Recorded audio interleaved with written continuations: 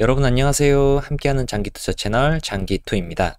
최근 국회와 정부에서 연일 카카오의 문어발 확장에 대한 규제를 언급하자 카카오는 지난 9월 8일과 9일 이틀간 주가가 20% 가까이 빠지면서 시가총액이 11조 원이 넘게 사라져 버렸는데요. 특히 외국인과 기관의 매도세가 두드러졌는데 이런 매도 폭탄 물량을 이틀 동안 저 같은 개미 군단들이 다 받아냈더라고요. 저도 와 카카오 박앤셀이 시작됐네 를 외치면서 신나게 매수 버튼을 누르면서 여기 개미군단 매수세에 상당 부분 기여를 했는데요. 이렇게 외국인과 기관의 매도 폭탄 물량을 받아낸 우리 개인들은 이제 어떻게 되는 걸까요? 그래서 저를 위해서라도 급하게 카카오 기업 분석 영상을 올리게 됐어요. 카카오는 계열사를 158개나 가진 대한민국 내수시장의 공룡 기업인데요. 은행, 증권사, 보험사, 게임, 광고, 택시, 대리운전, 골프, 웹툰 등 어떤 사업을 하고 있는지를 알아보는 것보다 하고 있지 않은 사업을 찾는 게 쉬울 정도로 대한민국에서 정말 많은 사업을 하고 있어요. 그리고 그 사업들 하나하나가 우리 생활에 밀착돼서 엄청난 파급력을 가지고 있기 때문에 정부에서 규제를 하겠다는 소리를 자꾸 하고 있는데요. 솔직히 말해서 그동안 카카오가 하는 사업들은 규제를 거의 받지 않은 것은 사실이에요. 타다가 사라질 때 카카오택시는 승승장구를 했고 카카오뱅크는 인터넷 은행으로서 금산분리의 적용을 받지 않아 모기업인 카카오로부터 막대한 지원 사격을 받으며 승승장구를 했으니까요. 물론 카카오의 주주로서 지금까지 정부의 규제를 똑똑하게 피해간 카카오를 칭찬할 일이긴 하지만 지금은 카카오의 영향력이 너무나도 커져버렸기 때문에 이전처럼 모든 규제를 피해갈 순 없을 것 같아요. 특히나 규제 요청국 대한민국에서는 더더욱 말이죠. 저는 지금의 이런 규제 정책을 보면 흥선대원군의 쇄국 정치 때문에 개화가 늦어져 일제의 식민지로 전락한 과거의 역사가 겹쳐지기도 하는데요. 그렇다고 정부의 규제를 비난만 하면서 키보드 워리어가 되어봤자 저에게 이득될 것은 하나도 없으니 이 사태를 어떻게 하면 투자의 기회로 승화시킬 수 있을지를 생각해 봤어요. 일단 가장 핵심은 폭락한 카카오 주식을 더 사야 되나 말아야 하나 일 것 같아요. 그래서 지금부터 카카오의 사업을 하나하나씩 살펴보면서 이에 대한 해답을 찾아가 보도록 할게요. 일단 카카오의 핵심은 카카오톡 메신저라고 할 수 있는데요. 솔직히 말해서 카카오톡은 내수형 메신저이기 때문에 더 이상의 성장을 기대하기는 어려울 것 같아요. 국내 인구가 5,100만 명인데 이미 월간 활성 사용자 수가 4,600만 명에 이르렀으니까요. 그래도 저는 카카오톡이 국민 메신저로서 지금의 점유율만 잃지 않는다면 충분하다고 생각하고 있어요. 카카오는 자사의 플랫폼에 모인 사람들을 활용해서 워낙에 다양한 방면으로 수익 창출을 잘하는 기업이기 때문에 카카오톡의 월간 활성 사용자 수가 더 이상 늘지 않아도 카카오의 수익은 충분히 성장할 여지가 있다고 보고 있으니까요. 그런데 정부가 카카오톡을 사용하지 못하게 할 수 있을까요? 중국이라면 가능할지 모르겠지만 적어도 대한민국에서는 있을 수 없는 일일 거예요. 다만 카카오톡 플랫폼 안에서 하고 있는 사업에 대한 제동을 걸 수는 있을 거예요. 그리고 사업 구조는 플랫폼 사업부와 콘텐츠 사업부로 크게 두 가지로 나뉘는데요.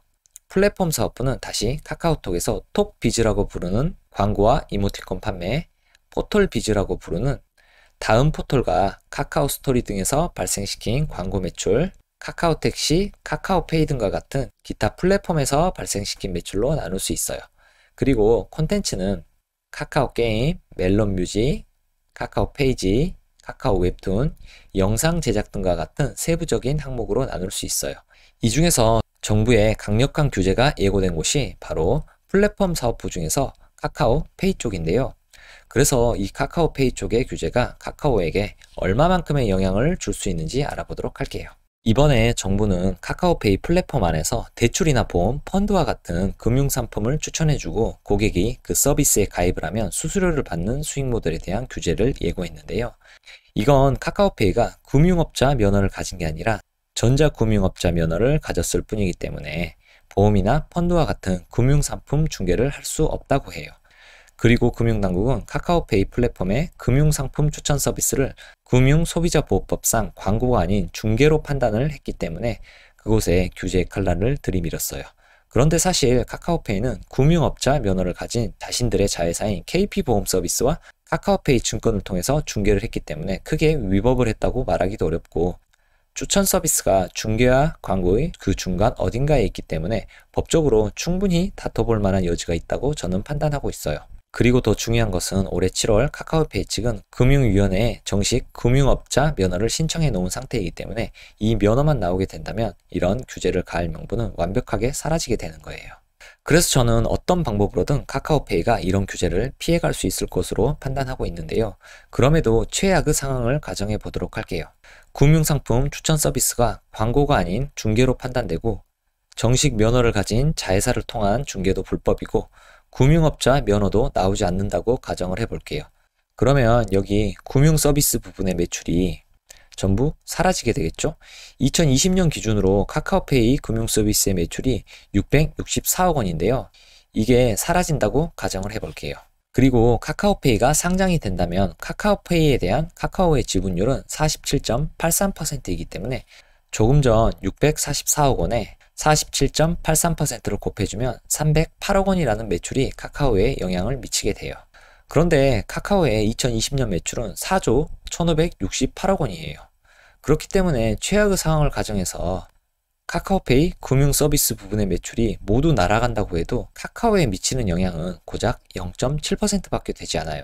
그런데 카카오의 주가는 20%가 넘게 빠졌어요. 물론 주가가 이런 식으로 계산적으로만 움직이는 것은 아니겠지만 그럼에도 저는 이번 하락은 과한 시장의 반응이라고 판단을 했어요.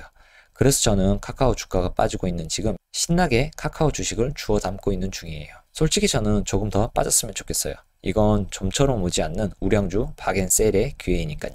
그리고 카카오톡 메신저 자체의 성장성은 정체됐을지 모르겠지만 카카오톡에서 파생된 여러 플랫폼을 통해서 발생시키는 매출은 지금 폭발적으로 증가하고 있는 중이에요. 2021년 2분기 기준 전년 동기 대비 42%라는 폭발적인 매출 성장을 보여주고 있으니까요.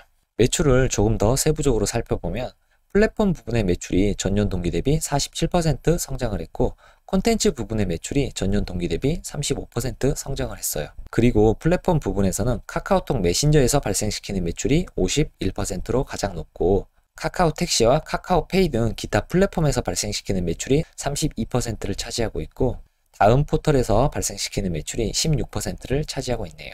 그리고 카카오 택시나 카카오페이 같은 기타 플랫폼 매출 성장성이 전년 동기 대비 73%로 가장 뛰어나기 때문에 이 부분이 앞으로 얼마만큼 성장하는지 지켜보는 것이 카카오 투자의 핵심이 될 것 같아요.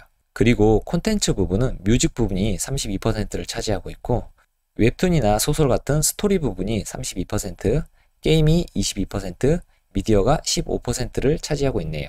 그리고 이 중에서는 영화와 드라마 같은 미디어 쪽의 성장률이 전년 동기 대비 112%로 가장 높네요. 이렇게 카카오는 엄청나게 다양한 부분에서 사업을 하고 있고 각 사업부 하나하나가 전부 매출이 꾸준히 안정적으로 성장하고 있음을 알 수 있겠네요. 그리고 카카오는 매출이 늘어나는 만큼 영업이익과 순수익도 폭발적으로 증가하고 있는 단계인데요. 영업이익은 2021년 2분기 기준 전년 동기 대비 66% 증가했고 단기순이익은 118%가 증가했으니까요. 특히 순수익 증가가 가히 폭발적인데요. 카카오는 계열사가 문어발을 넘어서 지네발도 뛰어넘는 정도이기 때문에 각 계열사에서 벌어들이는 지분법 이익이 영업이익에서 합쳐졌기 때문에 이런 결과가 나온 거라고 볼 수 있어요. 따라서 카카오의 수익을 볼 때는 영업이익보다는 순수익으로 봐야 더 정확한 분석이라고 할 수 있는데요. 정확한 분석의 수치가 가히 환상적이라고 볼 수 있겠네요. 물론 지금 카카오는 이미 몸집이 커질 대로 커졌기 때문에 앞으로 순수익 성장성은 지금보다야 떨어지긴 하겠지만 앞으로도 충분히 좋은 모습을 보여줄 것으로 기대가 되고 있어요. 그리고 이건 제 생각일 뿐만이 아니라 전문가들의 컨센서스 예측치도 동일한 결과를 나타내고 있어요. 2021년 매출은 전년 동기 대비 43% 증가를 예상하고 있고 2022년은 28%, 2023년은 21% 성장을 예상하고 있으니까요. 그리고 이런 컨센서스 예측치는 매출이든 순수익이든 지속해서 상향 조정되고 있기 때문에 추세로 봤을 때 조금 전 보여드린 카카오의 컨센서스 예측치는 굉장히 보수적인 값이라고 해석을 해도 될 것 같아요. 정부의 규제가 있든지 말든지 말이죠. 그래서 저는 카카오톡의 컨센서스 EPS 예측치를 통해서 카카오의 예상 주가를 구해보려고 해요. 제가 예상 주가를 구하는 방법은 예상 EPS 곱하기 예상 PER로 계산을 하는데요. 왜 이런 공식이 나오냐면요. PER은 시가총액을 1년간의 순수익으로 나누거나 현재의 주가를 EPS로 나눠서 계산을 하는데요. 여기서 EPS는 1년간 벌어들인 순수익을 발행 주식수로 나눠서 구하는 값인데 한 주당 벌어들이는 순수익을 말하는 거예요.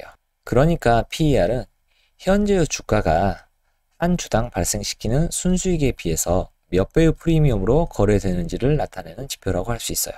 따라서 PER은 EPS분의 주가이니까 중학교 때 배운 수학으로 X자로 계산을 하면 주가는 EPS 곱하기 PER이 되는 거예요. 그래서 예상 EPS에다 예상 PER을 추측해서 곱해준다면 예상 주가를 구할 수 있는 거예요. 우리는 여기 전문가들이 예측해 놓은 EPS 예측치가 있기 때문에 여기에 향후 카카오에게 부여될 예상 PER만 곱해준다면 예상 주가를 구할 수 있어요. 물론 아무리 전문가들이 예측했다고 하더라도 이 예상 EPS가 맞는다는 보장도 없고 향후 카카오에게 부여될 PER을 지금 예상해 본다는 것도 어불성설일 수 있어요. 그런데 하물며 예상을 곱해서 예상 주가를 구하는 방식은 말도 안 되는 방법이라고 생각하실 수도 있을 것 같아요. 그럼에도 저는 투자를 할 때 항상 꼭 이렇게 목표 주가를 구하고 투자를 진행하고 있어요. 그리고 예상 PER을 추측할 때는 해당 기업의 과거 PER 데이터와 시장의 평균을 보면서 예상 PER을 추측하는 방법을 택하고 있고 예상 EPS는 전문가들이 예측해 놓은 수치를 거의 그대로 사용하는 편이긴 하지만 실제의 실적이 예상대로 나오는지 그리고 시장 상황에 따라서 예상 EPS가 어떻게 변하는지는 지속적으로 확인을 하면서 투자를 하고 있어요. 제 방법이 무조건 맞다는 것은 아니지만 그럼에도 감으로 하는 투자보다는 훨씬 낫다고 생각하고 있어요. 아무튼 지금부터는 카카오의 예상 주가를 한번 계산해 보도록 할게요. 예상 EPS는 애널리스트 자료를 그대로 쓰도록 할 거니까 저는 향후 카카오에게 부여될 예상 PER만 추측해 보도록 할게요. 카카오의 과거 PER은 80배에서 200배까지 다양하게 형성됐었고요. 지금 카카오의 PER은 지난 12개월 순수익 기준으로 115배이니까 저는 아주 심플하게 카카오에게 있어 최악의 PER인 50배와 무난한 PER인 80배, 최상의 시나리오인 100배를 적용해서 카카오의 예상 주가를 계산해 보도록 할게요. 50배나 되는 PER이 어떻게 최악의 시나리오냐고 반문하실 수도 있겠지만 카카오를 포함한 플랫폼 기업들은 성장성이 워낙에 뛰어나기 때문에 50배의 PER이 결코 고평가된 수치는 아니라고 저는 생각하고 있어요. 카카오는 2, 3년 안에 PER을 절반 이하로 금세 떨어뜨릴 수 있을 만큼 순수익 성장성이 좋기 때문에 지금 100배의 프리미엄을 적용하더라도 금세 PER이 50으로 떨어질 것이기 때문이에요. 그렇기 때문에 지금 115배의 PER 프리미엄을 부여받고 있는 카카오에게 지금 당장 50배의 PER을 적용한다는 것은 카카오에게 있어서는 쉽게 일어나기 힘든 최악의 시나리오가 확실하다고 생각하고 있어요. 심지어 지금 115배의 PER도 정부 규제 우려로 시가총액이 20% 폭락한 다음에 계산된 PER이니까요. 아니 그런데 지금 네이버의 시가총액이 67조 3,480억 원이고 최근 12개월 순수익으로 나눠주면 PER이 4배밖에 안 되는데 카카오는 50배, 80배, 100배라니 말이 되는 소리냐? 라고 생각을 하시는 분들이 있을 수도 있는데요. 그런데 이건 올해 1분기에 네이버 라인과 일본의 제트홀딩스가 합병을 하면서 일회성으로 발생한 중단 사업 이익 때문에 순수익이 뻥튀기 됐기 때문이에요. 그래서 이 중단 사업 이익인 14조 9,998억 원을 제외하고 다시 PER을 계산해보면 네이버의 PER은 46배가 나오네요. 물론 그럼에도 카카오가 네이버에 비해서 고평가된 것은 맞지만 적어도 표면상으로 보이는 네이버의 PER인 4배를 보면서 카카오의 PER이 심하게 잘못됐다고 생각하지는 말자는 뜻이었어요. 이야기가 잠깐 옆으로 새는 것 같긴 하지만 네이버도 카카오만큼이나 좋은 기업인 것 같긴 하네요. 네이버의 성장성도 카카오만큼이나 좋은데 현재 네이버의 주가가 카카오에 비해서 저평가됐으니까요. 아무튼 지금 카카오에게 50배의 PER을 적용한다는 말은 정부 규제로 20% 정도 폭락한 현재 주가인 13만원에서 추가로 50% 이상 주가가 폭락한다는 말과도 같은데요. 그럼에도 뛰어난 성장성으로 인해서 2023년이 되면 현 주가 대비 17% 상승한 15만 2천원의 주가를 기대해 볼 수 있게 되네요. 그리고 카카오에게 80배의 PER을 적용한다면 2023년 주가는 현 주가 대비 87% 상승한 24만원 정도를 기대해 볼 수 있게 되는데요. 저는 이 정도 시나리오가 카카오에게 있어 가장 현실적인 시나리오라고 생각을 하고 있어요. 마지막으로 카카오에게 100배의 PER을 적용한다면 다음과 같은 환상적인 주가를 기대해 볼 수도 있는데요. 솔직히 100배라는 프리미엄도 지금 카카오에게 부여된 115배의 프리미엄보다는 낮은 프리미엄이기 때문에 국내 주식시장이 지금처럼의 유동성 장세가 이어진다면 100배의 PER 프리미엄도 결코 꿈만은 아니라고 할 수 있을 것 같아요. 최선을 기대하되 최악을 대비해야 하기 때문에 이 정도를 목표 주가로 삼고 투자를 진행한다면 살짝 괴로울 수도 있다는 점은 기억해 주세요. 아무튼 여러분들도 적절한 PER을 적용해서 자신만의 목표 주가를 만들어서 투자를 하셨으면 좋겠어요. 마지막으로 정리를 해볼게요. 카카오에 대한 정부의 이번 규제책은 제가 나름대로 여러 수치들을 조사해서 판단하기로는 별것도 아니라는 거예요. 그렇기 때문에 이번 주가 하락은 감정에 기반한 과도한 하락이었다고 평가를 내려볼게요. 다만 카카오의 주가가 이번에 20% 정도가 폭락을 했음에도 네이버에 비해서는 2배 이상 고평가되어 있다는 점은 꼭 기억을 하셔야 해요. 그리고 이렇게 높은 PER은 미래의 수익을 미리 당겨와서 현재의 주가에 반영시킨 것이기 때문에 카카오가 기대만큼 성장을 하지 못한다면 주가는 꼬꾸라질 수밖에 없다는 점도 꼭 기억을 해주세요. 그렇기 때문에 카카오에 대한 투자는 장기적으로 보고 매 분기 실적을 자세히 살펴보면서 투자를 진행하셨으면 좋겠어요. 제가 준비한 영상은 여기까지고요. 이상 함께하는 장기투자 채널 장기투였습니다.